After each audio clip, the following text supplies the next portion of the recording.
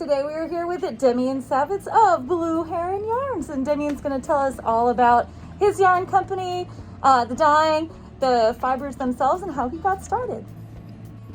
Demian, good morning. Hello, how are you? I'm great, how are you? Good. So how did you get started dyeing yarn? Well, my mother was actually weaving and dyeing her own yarn 20 some odd years ago. And I was living in Maryland, she was living in New Orleans in the French Quarter. And she came back to Maryland for the holidays one year, and we talked about, she brought some of her woven pieces and showed me what she was doing. And at the time I was collecting records with a friend. We were planning on opening up a music shop together. And we were going around to auctions, buying up instruments and records and whatever we could. And so eBay was really popular at the time, and we sort of got caught up in the buying and the selling frenzy, and just on a whim I put some of our yarns on eBay, and it just took off and people went crazy over it. So that's how it started. So she went over the dyeing process with me and showed me how to do that, and we sort of developed a very small line of yarns and colorways, and started a very small online store. Mm-hmm.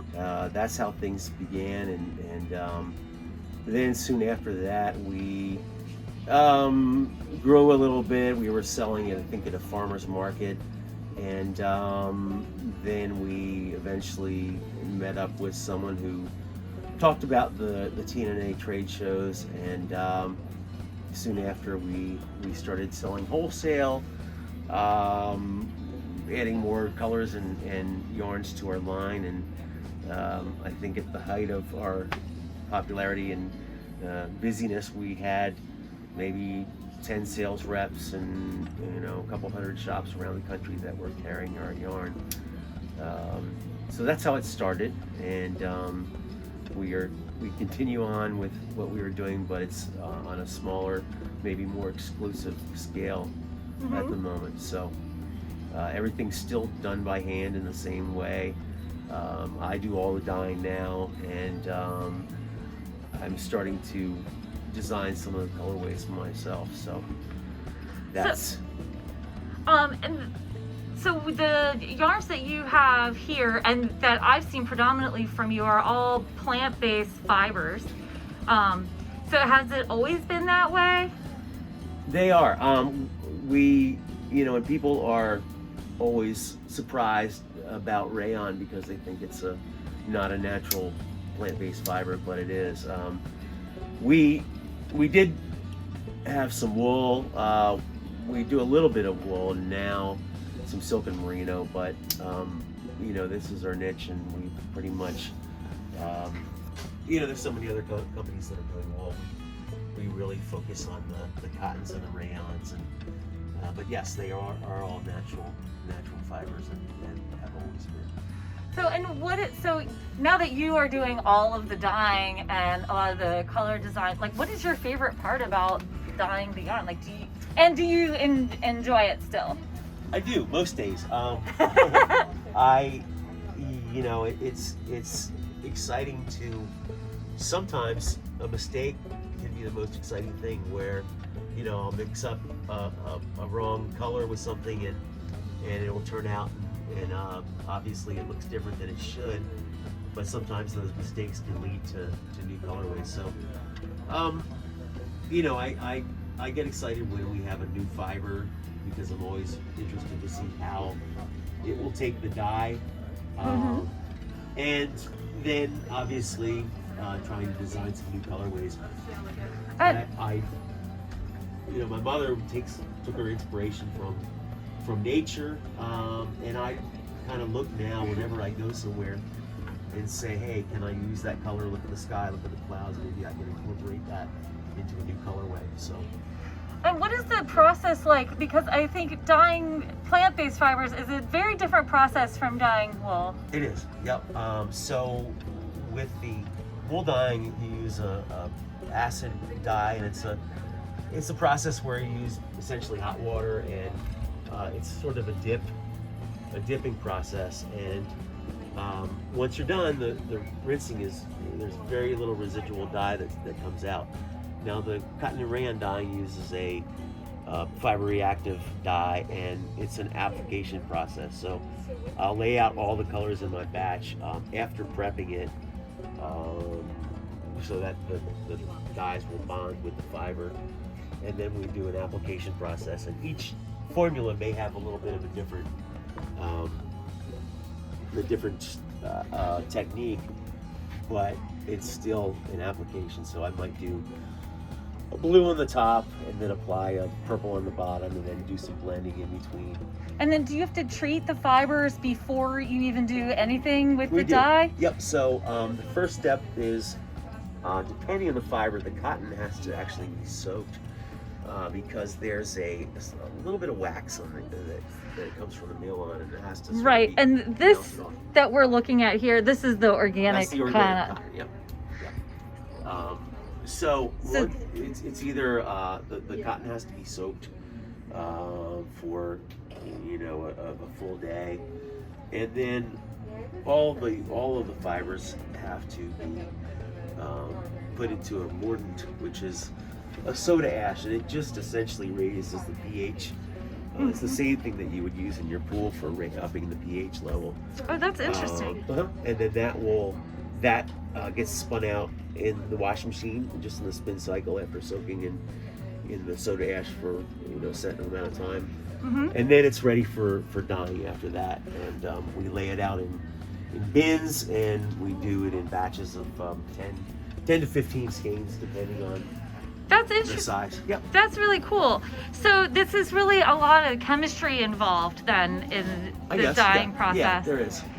So, and then, like you were saying when we were talking while putting the yarn up on the wall about how there's so much more rinsing involved in this type of dyeing than there is even in the dyeing process. So, like, how is it just like, how many rinses does... Yeah, well, it depends on the colorway. I mean, something really pale like this obviously is easy. This may take...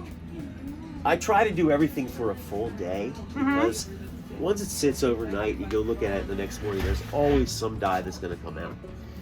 And after ruining somebody's expensive Addy needles at one point, I make sure that they're really, really thoroughly rinsed. But this probably I can dye it and rinse it and dry it in 3 days. Some of the darker colors, and for some reason the reds and the blues always have more bleeding, but they may take 4 or 5 days to get all the excess dye out. And like I said, I do that really thoroughly, so that once I can see the water is clear, and I squeeze the skein, and if there's nothing coming out, then I know it's done.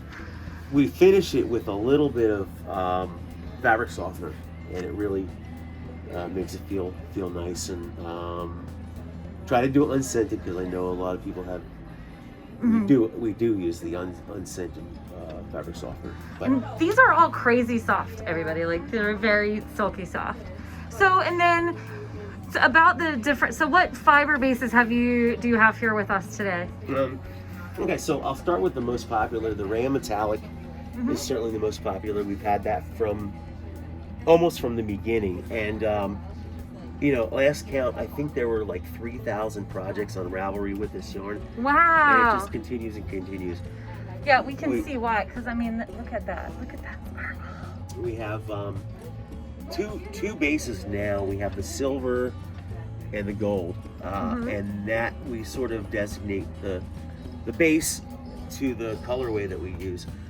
And you can notice that some of the dark colors really the metallic really sparkles, and then some of the lighter colors, it's just more subtle. But this yarn has everything going for it. It's got a great hand, tons of yardage, and we think it's elegantly sparkly without being over the top Las Vegas. It's like adult sparkle. Yeah, exactly. Speak of Las Vegas, it's like adult sparkle. Not Liberace sparkle. Nothing against Liberace kids. So and then so we've got the rayon metallic, and these are big skeins. They're almost like double skeins. Yeah, 550 yards. So there's a lot of yard. And they're 8 ounces, so you you get a lot. And then what else do we have? We have might as well continue over here. We've got the organic cotton, which is relatively new. We've had this for a couple years. It comes from Texas, and it's environmentally friendly. And it's the thing about this is it gets softer. The more that you use it, it just gets really, really soft. It's 630 yards. So once again, there's a ton of yardage, and you can do many projects with one skein. It's a little subtler. It's a little more muted. Obviously, the rayon takes the dye. It's more brilliant than the cottons, but you know, still nice. Still great colors. Yeah. And then this bamboo cotton is new, right? It is. These are this is a bamboo and organic cotton. We've done those on smaller skeins. They're 4-ounce skeins, and it's still 495 yards in a skein. Very soft. Once again.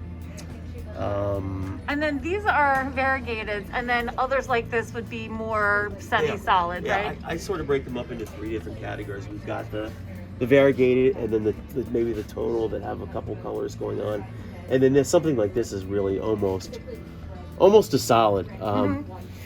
You know, since it's hand dyed, we like to have a little variation in there, right? To show that it's that's sort of how I break it up. We've got the 2 remaining yarns over here. We've got the rayon loop, which is a boucle, 325 yards, not quite the yardage of the other yarns, but the thing about this is it, you know, the texture of the yarn, it just makes the dye shimmer. So, you know, there's something about this very jewel-like. It is very cool. I think it would be like, aside from just knitting and crochet, I think it would be really beautiful in some weaving. And we do have weavers, and we've got our weaving classes coming back soon too. Yeah, it's a great yarn. I've seen that in a lot of woven things. And then this is our cotton and rayon twist lace, and that's 1,000 yards in a skein. Whoa. I like this yarn as well. It's you know, it's got the little bits of the rayon really pops, and it sort of shimmers once again in a different kind of way than the rayon loop. But once again, a ton of yardage, and for those lace knitters, it's a great yeah, like, because you could get like a whole project out of one skein, which is incredible. We've got a sample here that is just a little bit, it's just half our messy table, half a skein. This is a little more than half a skein. I'm not gonna put this on, but you know, you're not. It's if I can find out which direction it goes, we should have a model for this. But this is just like, a little over half a skein. All right, so this is what, like a tabard, sort of like a summer top. So, I would definitely wear something underneath, but just over half a skein, like that's a lot. And look, you get a whole cute project out of that. Perfect. Well, awesome. Thank you so much for coming, Demian. Absolutely. And I'm so thrilled to have your yarns here for our trunk show. And hopefully we will sell out and sell all of them for you. Let's hope so. All right. Thank you guys so much for watching. Don't forget to like, comment, subscribe, and happy stitching.